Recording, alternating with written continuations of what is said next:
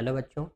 तो हम लोग breathing and exchange of gases वाला चैप्टर शुरू किए थे, मतलब ह्यूमन फिजियोलॉजी में हमारे पहला चैप्टर है, जिसमें हम लोग जिसको इसके इंट्रोडक्शन वगैरह के बारे में हम लोग जाने थे, और उसमें breathing and exchange of gases में जो डिफरेंट डिफरेंट पार्ट होती है, ह्यूमन रेस्पिरेटरी सिस्टम है ना, या बोल सकते हैं हम लोग जो भी और श्वसन अंग होते हैं जो दूसरे ऑर्गेनिजम्स के अंदर में रहती हैं, उन सब के बारे में हम लोग पढ़ चुके हैं। ठीक है, आज हम लोग बेसिकली मैकेनिज्म ऑफ ब्रीदिंग जानने वाले हैं। ठीक है, मैकेनिज्म ऑफ ब्रीदिंग का मतलब होता है कि जो क्रिया विधि होती है श्वसन में, उनके बारे में हम लोग जानने वाले हैं।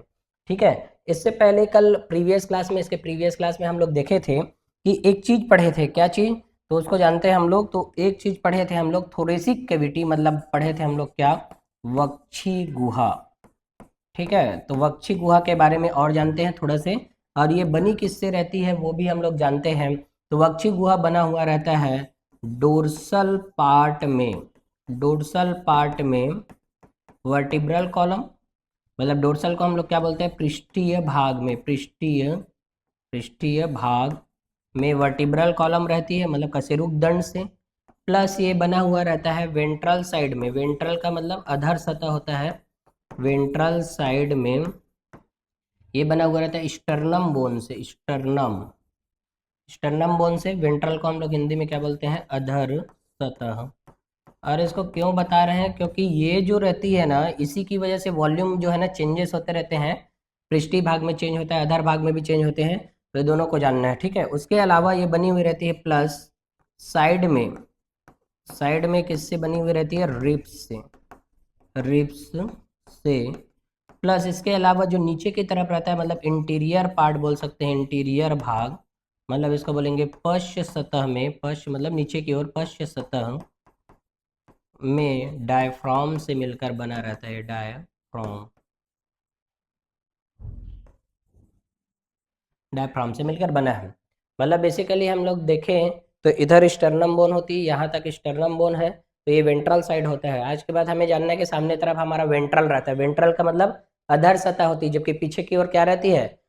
डोर्सल साइड होती है। तो डोर्सल साइड पीछे की ओर क्या है? वर्टिब्रल कॉलम है। तो पीछे की ओर वर्टिब्रल कॉलम, सामने की ओर वेंट्रल साइड में क्या? स्टर्नम। साइड साइड में इधर की ओर जो लगी हुई है वो क्या है? रिब्स है। रिब को हिंदी में हम लोग पसलियां बोलते हैं। और इंटीरियर साइड, इंटीरियर का मतलब नीचे की ओर जो रहती है इसके, वहां पर डायफ्राम होते हैं। इन सभी से क्या बनती? वक्षी गुहा, या बोल सकते हैं थोरेसिक कैविटी। और ये कैविटी जो रहती है ना, ये जो रहती है वायुरोधी कक्ष होती है, वायुरोधी कक्ष है ये, मतलब यहाँ पर एयर टाइट चेम्बर बोलते हैं इसको, वायुरोधी कक्ष। यहाँ पर कोई भी प्रकार का जो बाहरी एयर है ना नहीं आ सकता। ठीक है, मतलब कभी कभी क्या होता है, जब है ना सीने में ऐसे गोली लगती है तो यही थोड़ी सी कैविटी डैमेज हो जाते हैं, और इसमें क्या आने लग जाती है? एयर आती है बाहर से, इसकी वजह से उसकी डेथ हो जाती है। मतलब एक्चुअल में ये है कि थोरेसिक कैविटी जो होती है ना, वायुरोधी कक्ष होती है, और इसी की वजह से जो लंग्स रहते हैं ना, लंग्स, उन लोग निगेटिव प्रेशर जनरेट करते हैं, निगेटिव प्रेशर जनरेट करते हैं। निगेटिव प्रेशर जनरेट का मतलब क्या होता है कि हम जब भी सांस लेते हैं, तो जब जैसे हवा इंटरनल नॉस्ट्रिल से होता हुआ फेरिंग्स के पास में जाती है, तो फेरिंग्स के पास में तुरंत ही कौन खींच लेता है? लंग्स जो है ना खींच लेती है, उसको निगेटिव प्रेशर बोलते हैं। ठीक है, क्योंकि देखो क्या होता है कि जब यहाँ पर फेरिंग्स वाला जो जगह है, उभयनिष्ठ भाग होता है, उसमें दो रास्ते हैं उसके पास में, एक तो या तो वो फूड पाइप की तरफ जा सकती है, या तो फिर एयर पाइप की तरफ। लेकिन वो फूड पाइप की तरफ क्यों नहीं जाती? क्योंकि वो भी तो ओपन है, उधर भी जा सकते हैं, लेकिन उधर नहीं जाती। ये जो लंग्स रहती है ना, हमारा निगेटिव प्रेशर जनरेट करता है, तुरंत खींच लेता है इसको। ठीक है, तो किसकी वजह से है ये वायुरोधी कक्ष की वजह से। तो वायुरोधी कक्ष कौन है? वक्षी गुहा जो है। ठीक है, तो मेरे ख्याल से समझ आया होगा, है ना। यहाँ से हम लोग डायग्राम में भी देख सकते हैं, यहाँ पर ये वाला जो बोन है, ये स्टर्नम बोन है, स्टर्नम। और ये जो पीछे की ओर दिखाई दे रहा है वर्टिब्रल कॉलम है, ये वाला जो पेशी अंग है वो क्या है? डायफ्राम है। ठीक है, और ये जो साइड साइड में दिखाई दे रहे हैं वो क्या है? रिब्स है। तो कुल मिलाकर थोरेसिक कैविटी इन चारों चीज़ों से मिलकर बनी हुई रहती है। तो याद रखना है कि थोरेसिक कैविटी में जो कंट्रीब्यूशन है इन चारों चीज़ों का रहता है। ठीक है, इसको क्वेश्चन पूछ सकते हैं कि वक्षी गुहा में कौन कौन लोग शामिल है ना, छांटने वाले क्वेश्चन ऐसे सब चीज़ दे सकते हैं यहाँ से। ठीक है, आज हमारा बेसिकली हमारा टॉपिक क्या है? मैकेनिज्म ऑफ ब्रीदिंग है। तो मैकेनिज्म ऑफ ब्रीदिंग में दो टाइप के हमारा ब्रीदिंग पढ़ने वाले हैं हम लोग। एक पढ़ेंगे हम लोग अंतः श्वसन, और एक पढ़ेंगे बाह्य श्वसन। तो अंतः श्वसन को हम लोग क्या बोलते हैं? इंस्पिरेशन। इसको हिंदी में बात करें तो हम लोग क्या बोलते हैं? अंतः श्वसन। ठीक है, इंस्पिरेशन होता है मतलब, है ना, इंस्पिरेशन का मतलब अंतः श्वसन। इसकी टाइम की बात करें अंतः श्वसन की, तो 0.2 सेकेंड का टाइम लगता है अंतः श्वसन होने में। मतलब जब भी हम सांस लेते हैं तो 0.2 सेकेंड, है ना, का टाइम लगता है ना, 0.2 से लेकर इसको आगे और रेंज देते हैं।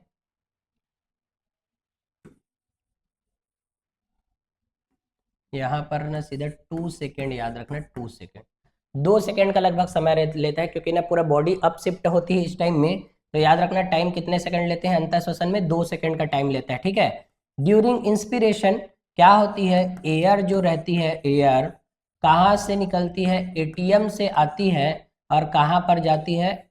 एटीएम से निकल कर जाती है लंग्स में जाती है इस टाइम में। मतलब हम बोल सकते हैं इंस्पिरेशन में क्या होगा? एटमॉस्फेयर जो रहती है वहां से ऑक्सीजन जो है आएगी, और कहाँ पर जाएगी? लंग्स में जाएगी। इसको हम लोग बोलेंगे क्या? इंस्पिरेशन, या बोल सकते हैं क्या? अंतः श्वसन। ठीक है, अब देखो एयर जो है एटमॉस्फेयर मतलब वातावरण से लंग्स में क्यों जा रही है? क्योंकि देखो यहाँ लंग्स का जो वॉल्यूम रहता है ना, वॉल्यूम वो बढ़ी हुई रहती है, और प्रेशर क्या रहता है? कम रहता है इस टाइम में।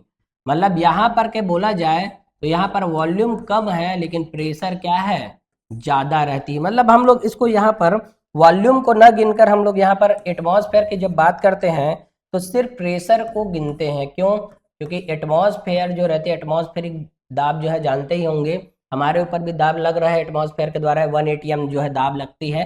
तो यहाँ का प्रेशर ज्यादा हो जाता है और यहाँ का प्रेशर कम हो जाता है। इसकी वजह से ही एयर जो रहती है एटीएम से निकलकर, मतलब एटमॉस्फेयर से निकलकर किस में चली जाती है? लंग्स में चली जाती है। ठीक है, तो देखो क्या हुआ यहाँ पर, जब भी इंस्पिरेशन होते हैं तो ऐसा टाइप का जो ग्रेडियंट बनती है, या इस टाइप का जो बनती है, वॉल्यूम ज्यादा और प्रेशर कम वाला जो फिनोमिना बनता है, वो कैसे बनता होगा? तो उसको भी जानते हैं, इंस्पिरेशन, या बोल सकते हैं अंतः श्वसन के समय। अंतः श्वसन के समय इस टाइम में क्या होगा? तो इस टाइम में दो लोग काम करेंगे यहाँ पर। तो सबसे पहला काम करेगा EICM प्लस दूसरा काम करेगा डायफ्राम।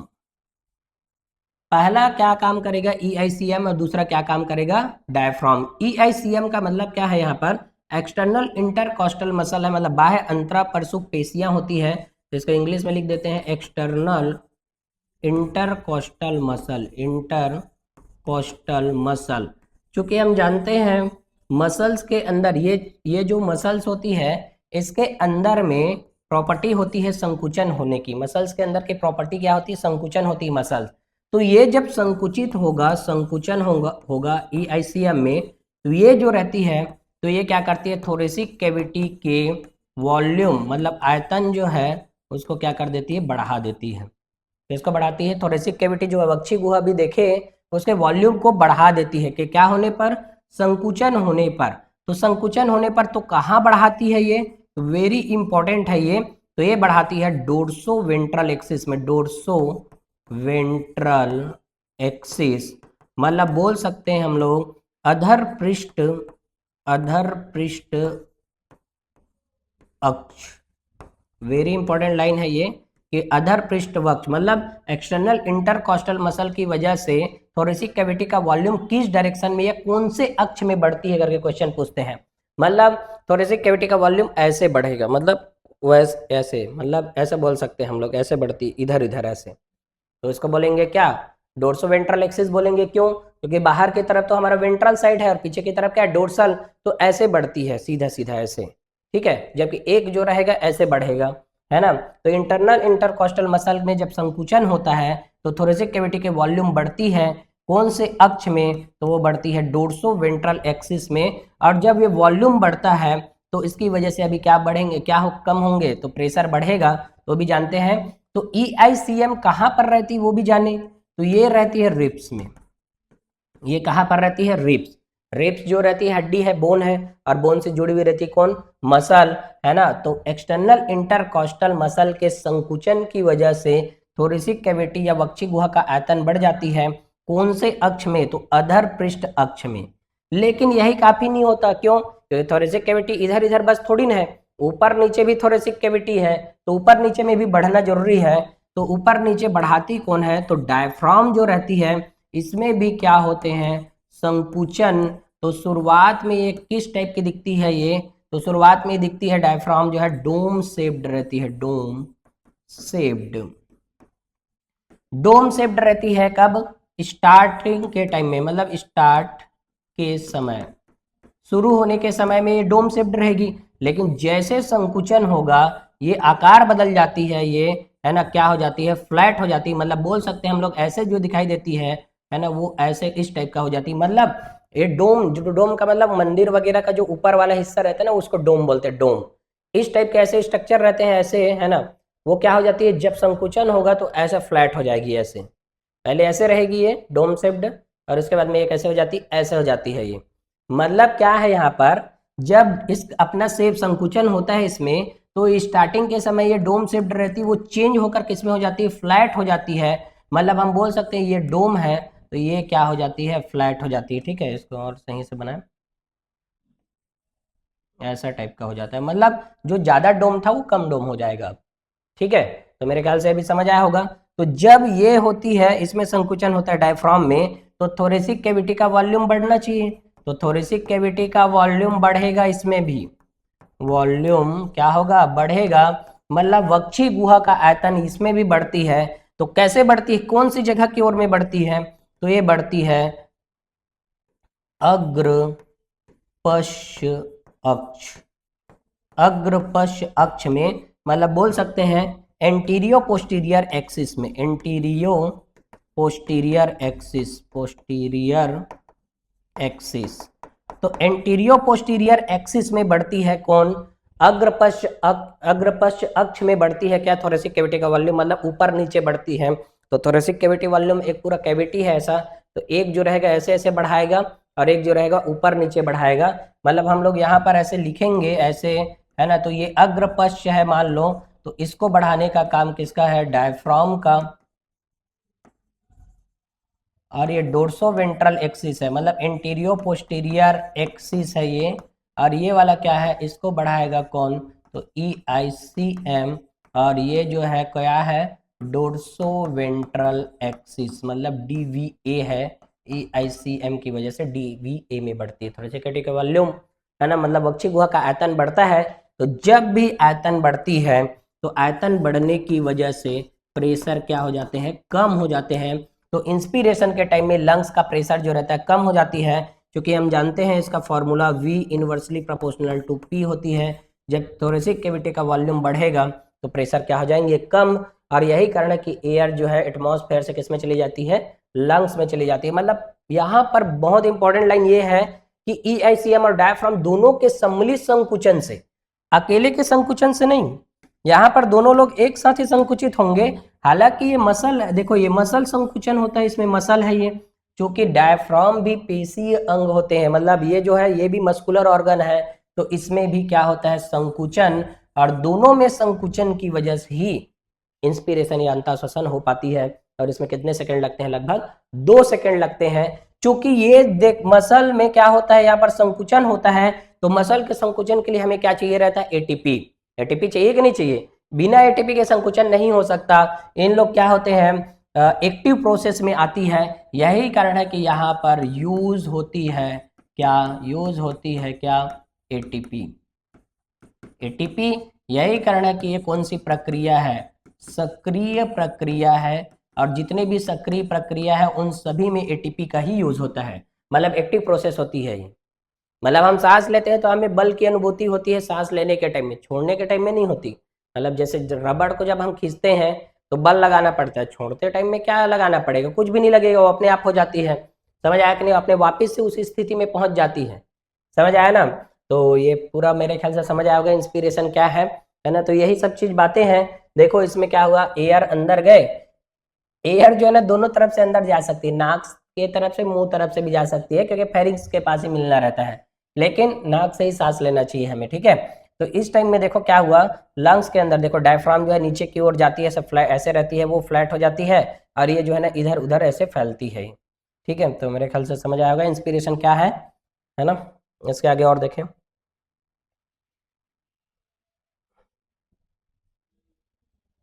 अगला है क्या, एक्सपीरेशन। एक्सपीरेशन बोलेंगे इसको हम लोग। एक्सपीरेशन का मतलब हिंदी में क्या बोलते हैं इसको, इसको बोलते हैं हम लोग बाह्य श्वसन या निःश्वसन भी बोलते हैं, बाह्य श्वसन या बोलते हैं इसको निह श्वसन। निह का मतलब होता है बाहर करना, तो इसको बाह्य श्वसन बोलेंगे, एक्सपीरेशन बोलते हैं, ठीक है। पहले बात तो ये जो रहती है ये पेसिव प्रोसेस होती है, मतलब ये जो है निष्क्रिय प्रक्रिया है, तो इसको बोलेंगे पेसिव प्रोसेस। पेसिव प्रोसेस का मतलब निष्क्रिय प्रक्रिया होती है। कौन, बाह्य श्वसन। इसमें लगभग 3 सेकेंड का ड्यूरेशन लगता है, मतलब 3 सेकेंड होती है इसमें, 3 सेकेंड लगता है, ठीक है। चूंकि देखो बाह्य श्वसन जो होती है इसमें क्या होगा, इसमें एयर जो रहती है ना, ये एयर अब क्या करेगी, लंग्स से किस में जाने वाली है, एटीएम में जाने वाली है। एटीएम का मतलब एटमॉस्फेयर में जाने वाली है। तो बताओ लंग्स के अंदर में वॉल्यूम का को क्या होना पड़ेगा, कम, और प्रेशर को ज्यादा होना पड़ेगा। तभी जब प्रेशर ज्यादा हो जाएंगे तभी यहाँ पर प्रेशर कम प्रेशर की ओर जा पाएगा। प्रेशर से मतलब है ज्यादातर यहाँ पर, क्योंकि प्रेशर की वजह से ही क्या होती है, हवा का आदान प्रदान होता है। जैसे मान लो टायर में हम लोग हवा भरते हैं तो उसमें प्रेशर ज्यादा रहती है, एटमॉस्फेयर में कम रहती है, तो जिस टाइम में पंचर वगैरह होता है तो ज्यादा प्रेशर से कम प्रेशर की ओर आती है हवा। तो यहाँ पर भी सेम वही बात है, एयर का जो गमन है ना लंग से होकर किस में जाएगी, एटमॉस्फेयर में जाएगी, और यहाँ पर प्रेशर ही इंपॉर्टेंट है। तो ये प्रेशर जो है किसकी वजह से, वॉल्यूम के कम होने की वजह ज्यादा हो जाती है, और यहाँ पर क्या है, कम हो जाएगी, ठीक है। लेकिन ये वॉल्यूम कम कैसे हो गई, तो हम जानते हैं कि जब EICM प्लस डायफ्राम, इन दोनों में क्या हुआ था, संकुचन हुआ था, संकुचन, जिसकी वजह से V बढ़े थे, है ना, और उसकी वजह से प्रेशर क्या हो गया था, कम। अब इन दोनों में क्या होने वाले हैं, है ना, इन दोनों में होने वाला है क्या, शिथिलन होगा, शिथिलन। शिथिलन जब होगा मतलब क्या होंगे, रिलैक्सेशन जब होंगे, इसमें कॉन्ट्रेक्शन हुआ था, जब रिलैक्स शिथिलन होंगे तो वापस अपने पोजीशन में आ जाएगा। ये डायफ्राम जो है ऐसे चपटा हुआ था, वो वापस से मतलब ऐसे चपटा हुआ था, ऐसे चपटा हुआ तो वापस से ऐसे डोम शेप में आ जाएगा। तो शिथिलन होने पर क्या होगी, शिथिलन जब भी होगी तो ये जो बढ़ा हुआ था वॉल्यूम वो क्या हो जाएगा, कम, है ना, और प्रेशर जो क्या हो जाएगा, ज्यादा। तो शिथिलन के टाइम में वापस अपने पोजीशन पे आ जाते हैं। मतलब हम बोल सकते हैं, देखो ऐसे सांस लिए हम लोग तो हमारा ये चेस्ट जो है बढ़ा हुआ दिखाई दिया, है ना, और थोरेसिक कैविटी का वॉल्यूम बढ़ा हुआ। छोड़ते टाइम में डायफ्राम जो ऐसा हो गया था वो वापस से डोम शेप्ड में आ जाती है। मतलब ये डायफ्राम जो है ऊपर की ओर आ जाती है, डोम शेप्ड में बन जाती है, और जिसकी वजह से शिथिलन की वजह से यहाँ पर क्या होगा, थोरेसिक कैविटी जो रहेगी, थोरेसिक कैविटी वापिस अपने जगह में आ जाएगी। मतलब थोरेसिक कैविटी का वॉल्यूम जो है कम हो जाएगा और प्रेशर क्या हो जाएंगे, ज्यादा, और इसकी वजह से एयर जो है लंग से होकर किसमें चली जाएगी, एटीएम में चली जाएगी, मतलब एटमॉस्फेयर में चली जाती है। तो बताओ इसमें तो कुछ करने की जरूरत नहीं पड़ा। वही बात बताया मैंने कि जैसे रबड़ को हम ऐसे खींचेंगे तो क्या की जरूरत पड़ेगी, तो एनर्जी की जरूरत पड़ेगी, एक्टिव प्रोसेस एटीपी की। लेकिन यहाँ पर हम छोड़ेंगे तो क्या लगेगा, कुछ भी नहीं लगेगा। तो EICM और डायफ्राम दोनों में जब संकुचन होगा तब जाके क्या होती है, इंस्पिरेशन। जबकि शिथिलन होगा तो क्या होगा, इस टाइम में कोई प्रकार की एनर्जी की जरूरत नहीं है। यही कारण है कि ये कौन सी प्रक्रिया है, पेशी प्रक्रिया, और यहाँ पर कोई एटीपी इन्वॉल्व नहीं होते, तो नो एटीपी इन्वॉल्व, मतलब कोई जो है एटीपी की जरूरत नहीं पड़ेगी। इसको हम बोलते हैं क्या, बाह्य श्वसन। तो यहां से एक चीज हम समझे होंगे क्या, कि जब इंस्पिरेशन होता है, इंस्पिरेशन, तो उसमें कितने टाइम लगते हैं, तो उसमें लगते हैं लगभग 2 सेकेंड लगते हैं। और जब एक्सपायरेशन होता है, एक्सपायरेशन, तो उसमें कितने सेकेंड लगते हैं, तो उसमें लगता है कितने सेकेंड, 5 सेकेंड। तो यही से हम लोग कैलकुलेट करके निकाले कि 1 मिनट के अंदर में, 1 मिनट में, है ना, कितने सेकेंड होते हैं, 60 सेकेंड होते हैं। और इन दोनों को यदि हम मिला देंगे, यहाँ पर 5 सेकेंड, यहाँ पर 3 सेकेंड है, यहाँ पर 3 सेकेंड। और देखो अब जब दोनों को हम मिला देंगे कितने सेकंड की जरूरत, कितने सेकंड होगा, ओवरऑल 5 सेकंड होंगे। अब देखो 1 मिनट में तो 60 सेकंड होता है, तो हम लोग क्या करेंगे, 1 मिनट के अंदर हम कितने बार सांस लेते हैं उसको निकाल सकते हैं। तो 60 डिवाइडेड बाई 5 करेंगे तो यहाँ पर आता है 12 पंचे 60। तो 12 से लेकर 16 बार सांस लेते हैं हम लोग। तो यहाँ पर वेरी इंपॉर्टेंट लाइन लिखा है एनसीईआरटी ने कि एक स्वस्थ मनुष्य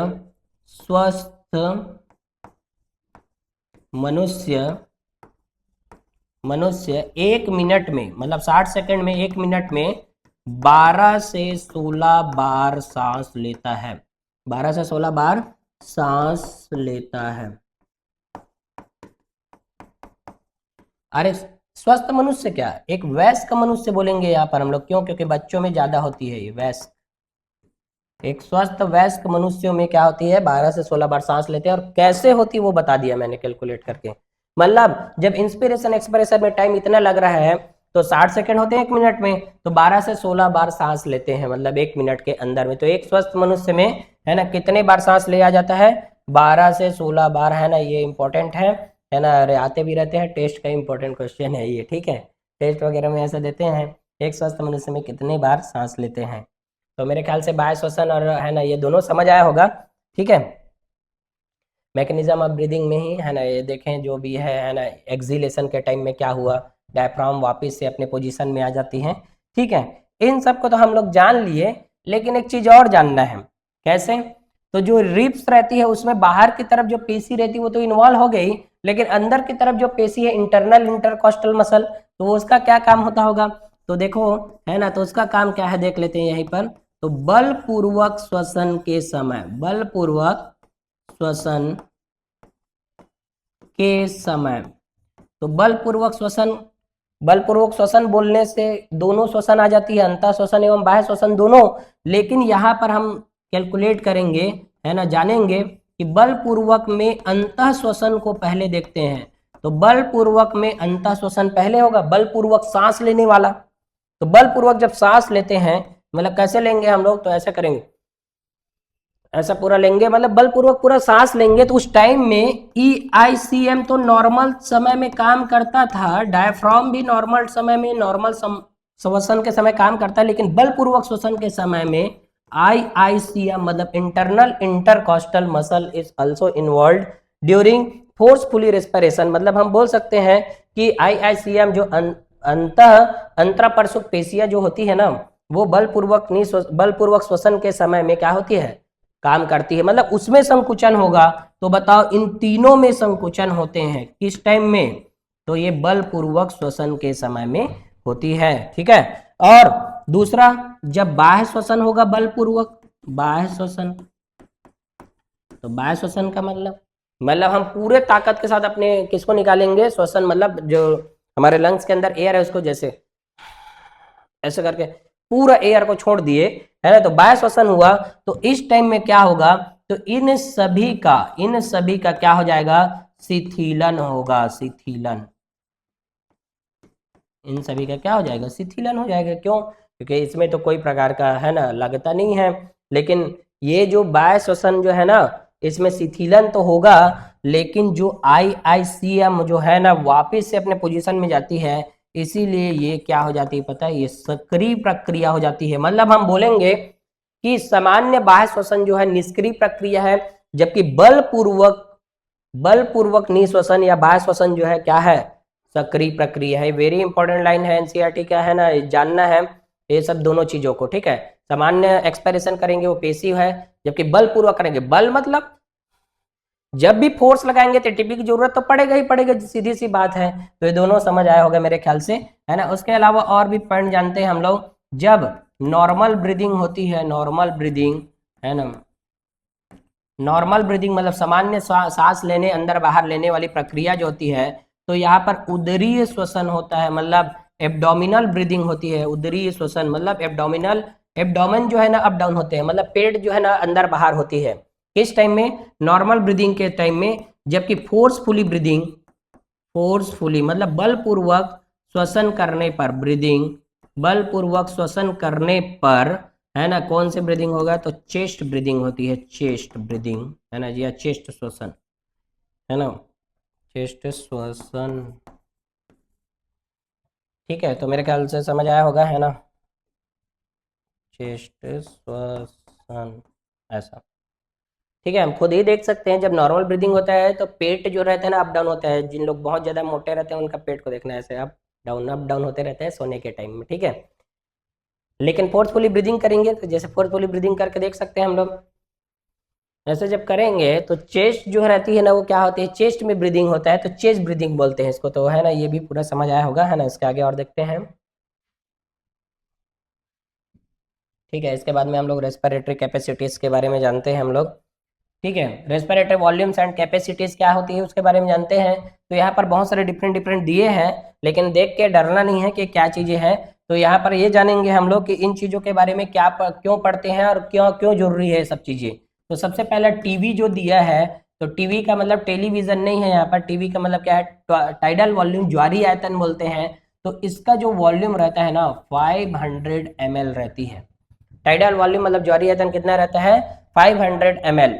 अब इंस्पिरेटरी रिजर्व वॉल्यूम, तो इंस्पिरेटरी रिजर्व वॉल्यूम जो रहती है मतलब इसको हम लोग IRV बोलते हैं। तो ये होती है 2500 से लेकर 3000 ml रहती है, कौन, इंस्पिरेटरी रिजर्व वॉल्यूम। और उसके बाद में होती है कौन, ERV मतलब एक्सपायरेटरी रिजर्व वॉल्यूम। ये होती है कितनी, तो ये होती है 1000 से लेकर 1100 ml होती है, कौन, ERV। रेजिडुअल वॉल्यूम RV, ये होती है कितना, 1200 ml होती है ये रेजिडुअल वॉल्यूम। इंस्पिरेटरी कैपेसिटी, अब देखो जनरली हमें इतने को ही याद रखना है, कितने को, इन सभी के वॉल्यूम को याद रखना है। उसमें भी इनके जो रेंज में बात करें ना, इनके रेंज के बीच का क्वेश्चन दे सकते हैं। अब देखो 2800 मान लो दे दिए, तो हम तो 2800 देखे ही नहीं है जिंदगी में, ऐसा लगेगा। लेकिन भाई इन दोनों के बीच का ही तो है वो, समझ आया कि नहीं आया। तो IRV जो रहती है 2500 से लेकर 3000 के बीच में कुछ भी दे सकते हैं, 2550 दे सकते हैं, 2650। तो याद रखना इसमें भी यहाँ पर है ना 1000 से लेकर 1100 है, तो इसके बीच में कोई भी रेंज दे सकते हैं, जैसे कि हम हमारा 1050 दे दिए या कुछ भी और दे दिए, सब सही है वो, ठीक है। तो इन चारों का वॉल्यूम याद रखना है, टीवी, IRV, ERV और RV का। बाकी लोग इन्हीं से ओरिजिनेटेड होते हैं, जैसे कि IC। तो IC बराबर एक्चुअल में क्या होता है, तो टीवी इसमें शामिल होते हैं और IRV शामिल होता है, और दोनों को यदि हम मिला देंगे तो 500 प्लस 3000 बराबर कितने हो जाएंगे, 3500 ml होती है, कौन, IC। इंस्पिरेटरी कैपेसिटी होती है IC 3500 ml। उसके अलावा EC होते हैं, तो टीवी प्लस ERV जो होता है इन दोनों को मिलाकर होती है। तो टीवी 500 है प्लस ERV कितना है 1100, है ना, तो बराबर कितने हो जाएंगे 1600 ml हो जाती है, कौन, EC जो है। उसके अलावा FRC है, तो FRC, तो FRC में हम लोग RV प्लस ERV को हम शामिल करते हैं। तो RV होता है 1200 प्लस ERV है कितना 1100 ml, तो कुल मिलाकर हो जाती है ये 2300 ml हो जाती है। मतलब इसमें RV और ERV दोनों शामिल होते हैं। VC की बात करते हैं, VC इंपॉर्टेंट है ना, VC मतलब वीडियो कॉल नहीं है ना ये, VC। तो VC को देखते हैं हम लोग, VC क्या क्यों इंपॉर्टेंट है। तो VC बराबर होता है TV plus IRV plus ERV।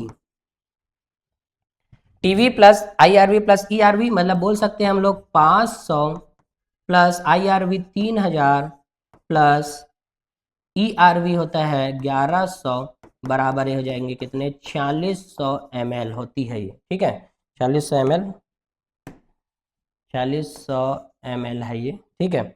उसके बाद में हम लोग इसको और भी दूसरे तरीके से लिख सकते हैं, कैसे, तो देखें टीवी प्लस, देखो टीवी प्लस IRV, तो टीवी प्लस IRV क्या होता है IC, तो IC प्लस ERV भी लिख सकते हैं इसको। उसके अलावा टीवी प्लस ERV क्या होता है EC, तो EC प्लस IRV भी लिख सकते हैं। इसका 3 तरीका से लिखा जा सकता है इसको, समझ आ रहा है कि नहीं आ रहा है। तो which of the following is a not a VC करके देंगे क्वेश्चन, कि निम्न में से कौन VC नहीं है करके, तो ऐसे ही देंगे TV plus IRV plus ERV, IC plus ERV, EC plus IRV। तो लोगों को दिक्कत होती है यहीं पर, है ना। तो याद रखना है कि कुछ भी नहीं है, टीवी को IRV से हम मिलाते हैं तो क्या बनती है IC, या टीवी को ERV से मिलाते हैं तो क्या बनती है EC। तो दोनों में कंफ्यूजन नहीं होना है ना, दोनों को याद रखना है। यही कारण है कि इसको देने का चांस ज्यादा रहता है किसको, VC को। तो मेरे ख्याल से समझ आया होगा, है ना, इंपॉर्टेंट है ये, ठीक है। उसके बाद इसमें तो क्या है, ये पूरे चारों लोग शामिल हो जाएंगे इसमें टीएलसी टोटल लंग कैपेसिटी में। कैसे? TV plus IRV plus ERV plus RV, तो सबको मिला देंगे तो 5000 से लेकर, है ना, 5800 से लेकर, चलो इसको मिलाते हैं सभी को। टीवी कितना है 500 प्लस आईआरवी कितना है 3000 प्लस ये कितना है 1100 प्लस आरवी कितना है 1200, ये क्या है प्लस 1200 ml। ठीक है, 3000 और 500 कितना हो जाएंगे 3500, 3500 और 2000 कितने हो जाएंगे 45 और 55 और 3 क्या 58, तो यहाँ पर 5800 ml टू 6000 ml लगभग हो जाता है। मतलब 5800 ml से लेकर 6000 है ना ml होती है कौन, टोटल लंग कैपेसिटी। तो यहाँ पर ये 3 लोग इंपॉर्टेंट है, इन लोग इसी से जुड़ के बने हुए रहते हैं, तो इनका हम लोग है ना क्या जानते हैं, डेफिनेशन जानते हैं। ठीक है, क्या होती है देखें, तो देखो टाइडल वॉल्यूम क्या होती है, सामान्य श्वसन क्रिया के समय वायु की वह मात्रा जो एक व्यक्ति अंतः श्वसित एवं बाह्य श्वसित कर सकता है। मतलब ये बोल सकते हैं कि जब हम लोग एक बार सांस अंदर लेते हैं तो एक बार सांस बाहर छोड़ते हैं, तो उस टाइम में एक बार सांस अंदर लेंगे एक बार बाहर छोड़ेंगे, तो उस टाइम में वायु की जितनी मात्रा उपयोग होती है उसी को हम लोग क्या बोलते हैं टाइडल वॉल्यूम। और इसकी मात्रा होती है कितनी 500 ml होती है। चूंकि हम लोग 12 से 16 बार क्या करते हैं श्वसन, यही कारण है कि इसको हम लोग बोलेंगे 12 से इंटू कर देंगे तो 12 पंचे 60, तो 6000 ml और 16 पंचे 80 से लेकर 8000 ml हो जाती है ये पर मिनट की बात करते हैं तो। ठीक है, तो मेरे ख्याल से समझ आया होगा ये, है ना। क्या क्या हुआ, सामान्य श्वसन क्रिया, मतलब सामान्य श्वसन का मतलब एक बार सांस अंदर लिए एक बार सांस बाहर छोड़े, उतने में कितने ml होती है ये 500 ml होती है। और यही 500 ml को 12 से 16 बार इंटू कर देंगे तो पर मिनट आ जाती है 6000 से लेकर कितने 8000 ml। और ये जो ग्राफ दिया है ना उसमें भी जानते हैं हम लोग कि इतना सारा पूरा ग्राफ है, और इसको ना बाद में ईसीजी वगैरह इन सब में यूज किया जाता है, इन सब ग्राफ का मेडिकल यूजेस है इसके। तो यहाँ पर देखो थोड़ा सा ही है टीवी 500 ml। ठीक है, समझ आया होगा मेरे ख्याल से। इसके आगे और देखें, इंस्पिरेटरी रिजर्व वॉल्यूम आईआरवी और इसको बोलते हैं कॉम्प्लीमेंटल एयर जो होती है उसको देखें, वायु आयतन की वह अतिरिक्त मात्रा जो एक व्यक्ति बलपूर्वक अंतः श्वसित कर सकता है। मतलब इसको हम क्या बोलते हैं आईआरवी, इंस्पिरेटरी रिजर्व वॉल्यूम। इसका मतलब क्या है कि वायु, देखो सामान्य श्वसन तो हम करते ही हैं, सामान्य श्वसन का मतलब एक बार सांस अंदर लिए सांस को बाहर छोड़ दिए, लेकिन उसके अलावा वायु की वह अतिरिक्त मात्रा जो एक व्यक्ति बलपूर्वक अंतः श्वसित कर सकता, मतलब हम कैसे करेंगे इसको, तो देखो सामान्य हम लोग सांस लिए छोड़े, सांस छोड़ने के बाद में जब हम बलपूर्वक और अंतः श्वसित करेंगे, जैसे देखना ऐसा हम लोग कर रहे हैं, मतलब पूरा और बलपूर्वक, और जो सांस ले रहे हैं जितना ले सकते हैं ना वो कितना ले सकते हैं मैक्सिमम, तो हम लोग मैक्सिमम ले सकते हैं कितना 3000 ml, इससे ज्यादा नहीं ले सकते। मतलब जो बलपूर्वक वायु आयतन की वह अतिरिक्त मात्रा, सामान्य में तो जाता ही है 500 जो है, जाता है कि नहीं जाता, सामान्य के साथ में हम लोग बलपूर्वक वाले को भी डालेंगे तभी तो ऐसी बनती थी ना। तो सामान्य में क्या होता है 500, मतलब एक बार सामान्य रूप से अंतः श्वसित और बाह्य श्वसित करेंगे तो 500 ml है, लेकिन ये बलपूर्वक अंतः श्वसित करने के बाद में वायु की मात्रा होती है उसी को हम लोग बोलते हैं क्या 3000 ml। और आईआरवी हम देख सकते हैं यहाँ पर है आईआरवी, तो देखो इसका जो ग्राफ है वो ज्यादा ऊपर जाती है, क्यों, क्योंकि इसका वॉल्यूम ही ज्यादा है, तो वॉल्यूम ज्यादा है, कितना ज्यादा है 3000 ml है, इसीलिए इसका ग्राफ जो है ना ऊपर जाती है, जबकि इसके पहले वाले में 500 ml होती है ये, इसीलिए देखो इसका ग्राफ जो है ना छोटा सा ही बनता है ग्राफ ऐसा। ठीक है, तो ग्राफ से पहले क्वेश्चन आता था एम्स वगैरह में, अभी तो नहीं देते, ये पहले का ही है। ठीक है, सेम जैसे आईआरवी है ना वैसे ही ईआरवी भी है। ईआरवी मतलब देखो एक्सपिरेटरी रिजर्व वॉल्यूम, तो ये भी है, बस क्या है वायु आयतन की वह अतिरिक्त मात्रा जो एक व्यक्ति बलपूर्वक निःश्वसित कर सकता है। निःश्वसित का मतलब बाहर करना, बाह्य श्वसन, देखो उसमें अंतः श्वसन हो पाता था, है ना, और इसमें क्या होंगे बाह्य श्वसन होंगे। मतलब एक व्यक्ति जो है ईआरवी का बोलेंगे हम लोग कितना, है ना 1000 से लेकर कितना ml 1100 ml है ये, है ना। तो देखो सामान्य श्वसन तो होगा ही 500 ml, है ना, हम लोग एक बार सांस अंदर लिए बाहर छोड़ दिए खत्म, है ना। लेकिन वायु की वह अतिरिक्त मात्रा जो हमारे लंग्स में है उसको हम लोग बलपूर्वक क्या करने वाले हैं, बाह्य श्वसित करने वाले, निश्वसित करने वाले। मतलब कैसे करेंगे देखना, ऐसे करके मतलब पूरे को मैं छोड़ दिया सांस को, उसके बाद अब कोई सांस नहीं है मेरे अंदर में, है ना, मतलब मेरे अंदर में है रेजिडुअल वॉल्यूम के रूप में, लेकिन उसके बाद मैं छोड़ नहीं पाऊंगा उसको मैं, रेजिडुअल वॉल्यूम रहेगा हमेशा, है ना, उसको कोई नहीं निकाल सकता उसको, है ना, मरने के बाद भी रहती है वो वायु। समझ आया कि नहीं आया, कौन सी रेजिडुअल वॉल्यूम, तो हम जितना निकाल सकते हैं ना हम लोग बलपूर्वक, है ना, क्या कर सकते हैं, अंत मतलब बाह्य श्वसन कर सकते हैं, वही क्या है, ERV हमारी कैपेसिटी को बताती है, एक्सपायरेटरी रिजर्व वॉल्यूम, इतने को हम निकाल सकते हैं बाहर, तो कितना होती है 1100 ml लगभग, तो ERV की मतलब मात्रा यहाँ पर क्या है 1100 ml यहाँ पर है। ठीक है, तो उसका ग्राफ इससे थोड़ा से बड़ा बनेगा, टीवी से थोड़ा से बड़ा, लेकिन IRV से कम ही बनेगा।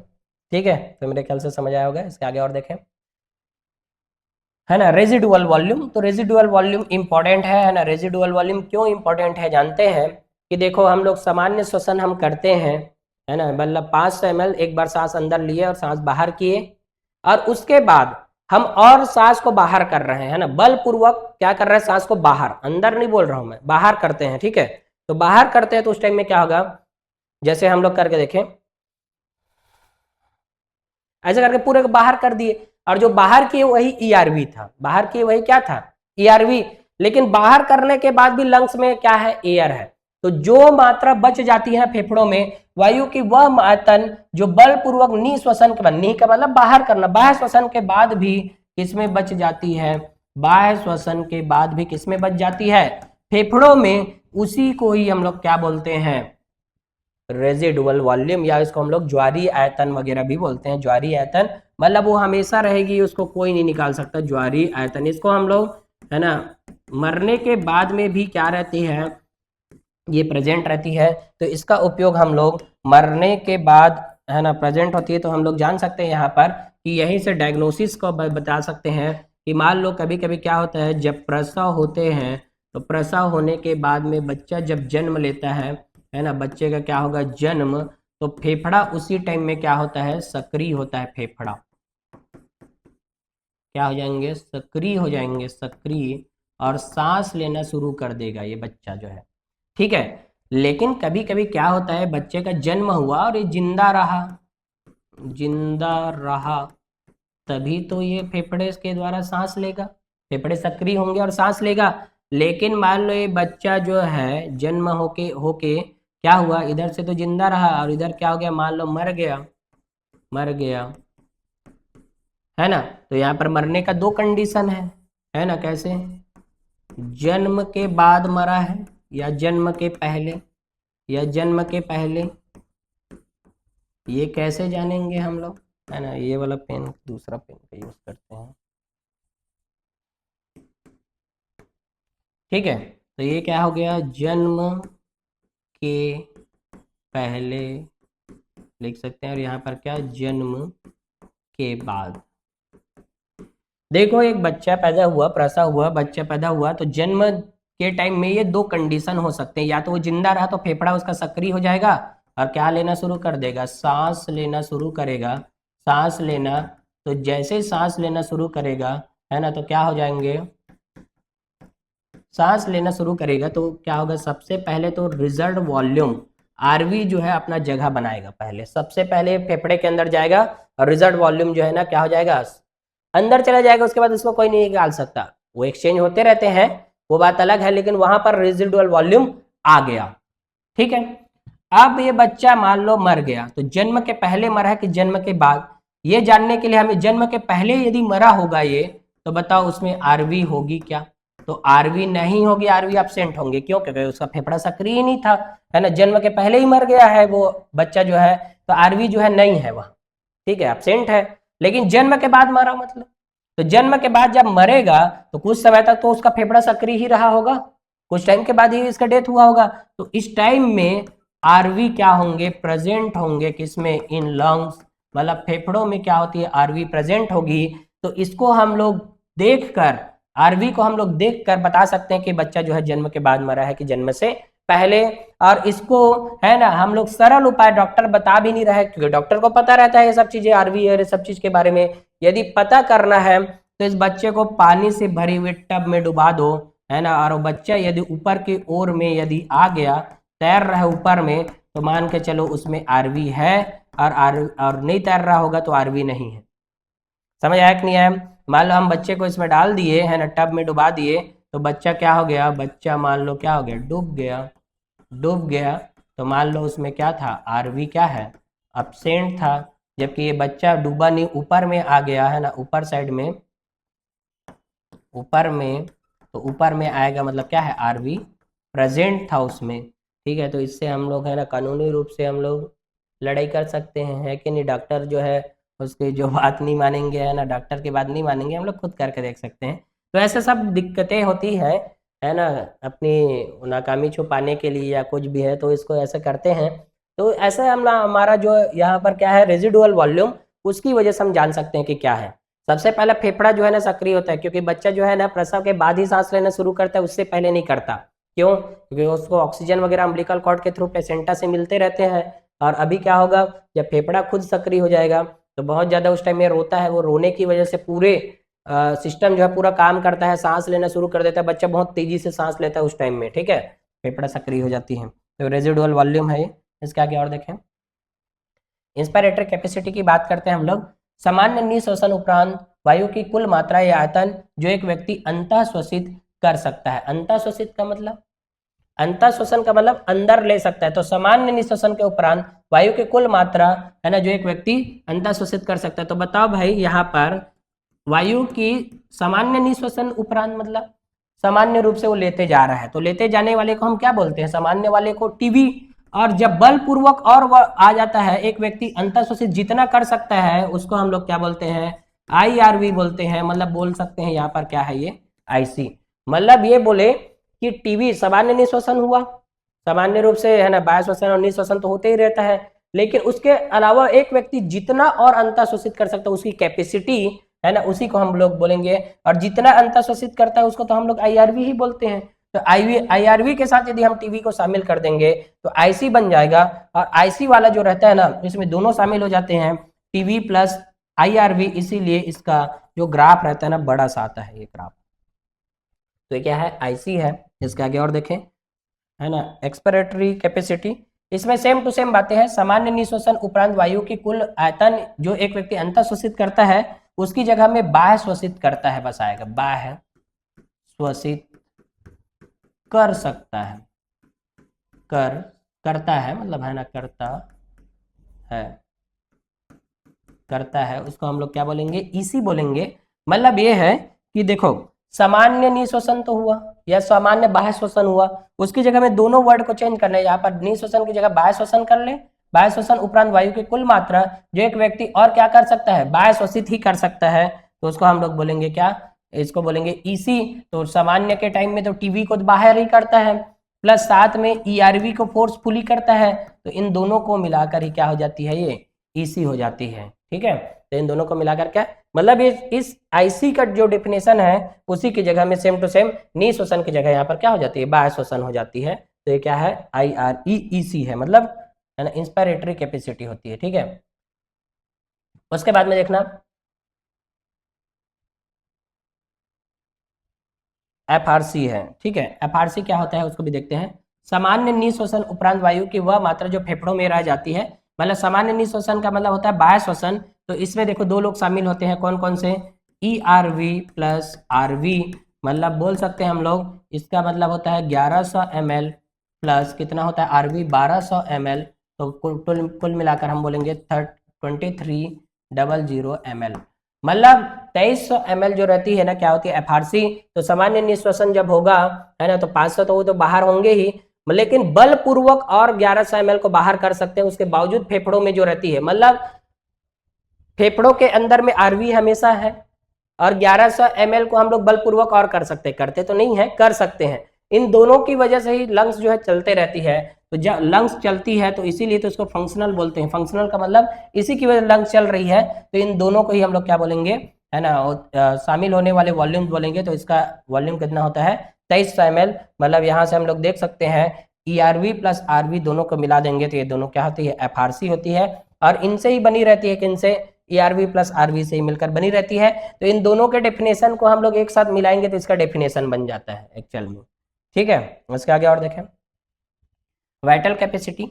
वाइटल कैपेसिटी के दो डेफिनेशन होते हैं और वाइटल कैपेसिटी को मैं बताया भी हूँ, है ना, ये कितनी होती है, लगभग 4600 ml होती है। तो इसका ग्राफ तो बहुत ज़्यादा होगा, है ना। तो वाइटल कैपेसिटी को हम लोग तीन चीज़ों से हम लोग डिनोट कर सकते हैं, कैसे, तो TV plus ERV plus IRV, या तो हम बोल सकते हैं EC प्लस IRV, या हम बोल सकते हैं IC प्लस ERV। तो ये जो है ना, तीनों में से कोई भी हो सकता है, इंपॉर्टेंट है, याद रखना है। देखो इसको, बलपूर्वक निःश्वसन के बाद वायु की वह अधिकतम मात्रा जो एक व्यक्ति अंतः श्वसित कर सकता है। बस बलपूर्वक निःश्वसन मतलब बलपूर्वक पहले पूरे वॉल्यूम मतलब पूरे एयर को हम निकालेंगे, मतलब ERV को हम निकाल रहे हैं, पूरा ERV को पूरा निकाल दिए, और उसके बाद वायु की वह अधिकतम मात्रा जो एक व्यक्ति अंतः श्वसित कर सकता है, उसके बाद जितना लेंगे हम लोग, मतलब पूरा ऐसे निकालें, ऐसे करके निकालें। अब बहुत सारा निकल गया, तो पहले जितना निकला उतने पहले खींचेंगे, उसके बाद बलपूर्वक और खींचेंगे। समझ आ रहा है कि नहीं आ रहा है? मतलब टीवी को तो खींच ही रहे हैं, ERV को भी खींच रहे हैं, IRV को भी खींच रहे हैं, क्योंकि ERV को तो छोड़े थे, ERV को हम छोड़े हैं बलपूर्वक निःश्वसन के बाद, मतलब ERV को हम छोड़ दिए, और उसके बाद वायु की वह अधिकतम मात्रा जो एक व्यक्ति अंतः श्वसित, तो सामान्य वाला तो 500 ml जाएगा ही जाएगा, उसके अलावा IRV भी जाएंगे। मतलब मैं बोल सकता हूँ यहाँ पर TV plus ERV plus RV जाता है, तब जाके क्या होता है, वाइटल कैपेसिटी बनती है। या इसको है ना दूसरे तरीके से भी बोल सकते हैं, कैसे, वायु की वह अधिकतम मात्रा जो एक व्यक्ति बलपूर्वक अंतः श्वसन के बाद निःश्वसन कर सकता है। मतलब दोनों तरफ का सेम है। कैसे, अब देखो शुरू वाला डेफिनेशन, अब मैं क्या कर रहा हूं देखना, उसको करके बता रहा हूं। ऐसे करके मैं पूरा ERV को निकाल दिया। अब मैं सामान्य श्वसन में TV को लिया, TV, और उसके बाद फोर्सफुली और लेने वाला हूं। तो मैं जितना निकाला वो क्या था, ERV था, सामान्य रूप से मैं लिया वो क्या था, TV था, और जो फोर्सफुली मतलब अधिकतम मात्रा मतलब फोर्सफुली और लूंगा वो क्या है, IRV। तो मतलब कुल मिलाकर इन तीनों को जोड़ेंगे तब बनती है क्या, VC। और इसको मैं उल्टा कर दिया, तो कैसे, वायु की वह अधिकतम मात्रा जो एक व्यक्ति बलपूर्वक अंतः श्वसन के बाद निःश्वसन। तो मैं देखना, अब शुरू में मैं बलपूर्वक सामान्य सांस ही ले रहा हूं, उसके बाद में मैं क्या कर रहा हूं, बलपूर्वक सांस लूंगा। देखना, ऐसे बलपूर्वक सांस लिया मतलब IRV हो गया, छोड़ा तो सामान्य श्वसन वाला मैं छोड़ दिया, सामान्य श्वसन में 500, तो IRV प्लस क्या हो गया, IRV प्लस TV हो गया। उसके अलावा बलपूर्वक निःश्वसन और करने वाला हूं, ऐसा करके मतलब और रिलीज कर रहा हूं, मतलब ERV है, तो यहाँ पर IRV पहले किया प्लस TV पहले, फिर बाद में किया, फिर उसके बाद में ERV किया, तो क्या आ गया, VC आ गया। जबकि यहाँ पर की बात करें हम लोग, है ना, तो यहाँ पर की बात करने से क्या होगा, है ना, यहाँ पर की बात करने से क्या होगा, इसको लेते हैं, ठीक है। इधर पहले मैं क्या किया, ERV किया प्लस उसके बाद में TV किया प्लस उसके बाद में क्या किया, IRV किया, तब जाके क्या बना, VC बना। मतलब हम जो सीक्वेंस लिखते हैं तो उसको करने वाला सीक्वेंस लिखते हैं। पहले हम लोग क्या किए, बलपूर्वक बाह्य श्वसन किए, फिर हम लोग सामान्य श्वसन से लिए थोड़ा, फिर उसके बाद बलपूर्वक क्या किए, लिए, तब जाके वाइटल कैपेसिटी बना। इसमें क्या हुआ, बलपूर्वक पहले लिए, फिर सामान्य छोड़े, फिर बलपूर्वक छोड़े, तो अब क्या हुआ, ERV बना, तो उससे क्या बन जाता है, VC बन जाती है। तो है ना, बहुत इंपॉर्टेंट है भाई, है ना, तीनों से क्वेश्चन पूछ सकते हैं। वैसे भी हम जानते हैं IRV प्लस TV IC होती है, और है ना ये ERV है बराबर VC, और यहाँ पर ERV और TV क्या होती है, EC होती है, EC प्लस IRV तो है यहाँ पर से VC बनती है ना। तो दोनों को भी जानना है, इंपॉर्टेंट है ये, तीनों को देते ही रहते हैं पेपर में, इंपॉर्टेंट है ये, ठीक है। RV इससे पहले वाले जो हम लोग RV पढ़े, है ना, वो FRC वगैरह ये सब पढ़े, ये सब आते रहते हैं ना इन लोग, ठीक है। वाइटल कैपेसिटी हो गया, टोटल लंग कैपेसिटी। तो देखो बलपूर्वक निःश्वसन के बाद फेफड़ों में समंजित वायु की कुल मात्रा ये है कि सब चीज कर लेंगे हम लोग, सामान्य लेंगे और बलपूर्वक निःश्वसन भी कर लेंगे, मतलब उसके बाद अब श्वसन तो होगा ही नहीं, मतलब हम बलपूर्वक क्या कर लेंगे, निःश्वसन कर लेंगे, मतलब बाहर छोड़ देंगे, है ना। जब बाहर छोड़ेंगे मतलब ERV कर रहे हैं पहले, ERV, और उसके बाद में जब सामान्य रूप से सांस लेंगे तो क्या लेंगे, TV को लेंगे, TV को लेंगे कि नहीं लेंगे, और जब TV को ले लेंगे तो उसके बाद में बलपूर्वक क्या करेंगे, निःश्वसन करेंगे, IRV करेंगे, और IRV के बाद में और लंग्स में जो रहती है RV, तो उसको मिला देंगे, TLC बन जाती है। और इसको हम लोग डिफरेंट तरीके से भी लिख सकते हैं, है ना, जैसे हम इन सबको भी जोड़ेंगे, ERV प्लस TV क्या हो जाएगा, EC, तो EC plus IRV plus RV लिख सकते हैं इसको, पहला। दूसरा TV प्लस IRV, तो इसको लिखते हैं IC, तो IC plus ERV plus RV is equal to, है ना, TLC is equal to TLC। समझ आया कि नहीं आया?